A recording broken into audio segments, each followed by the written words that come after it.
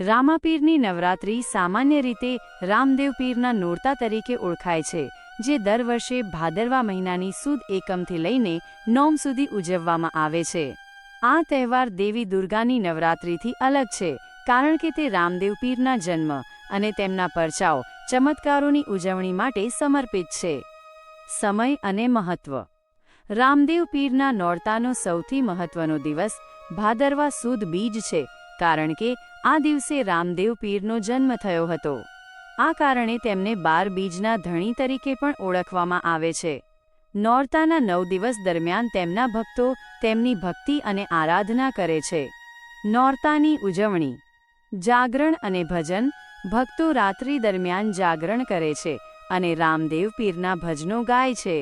આ દરમિયાન તેમના પરચાઓની વાર્તાઓ કહેવામાં આવે છે. અખંડ દીવો. ઘણા ભક્તો તેમના ઘરે 9 દિવસ સુધી અખંડ દીવો પ્રગટાવે છે અને ઉપવાસ કે એકટાણા કરે છે. નેજા અને ઘોડા. ભક્તો રામદેવ પીરને લીલા નેજા, ધજા અને કાપડના ઘોડા અર્પણ કરે છે. આ બંને વસ્તુઓ તેમના જીવન અને પ્રતીકો સાથે જોડાયેલી છે. રામા મંડળ. કેટલાક વિસ્તારોમાં રામાપીરનું રામા મંડળ ભજવવામાં આવે છે, જેમાં તેમના જીવનના પ્રસંગોનું નાટ્ય સ્વરૂપે વર્ણન થાય છે.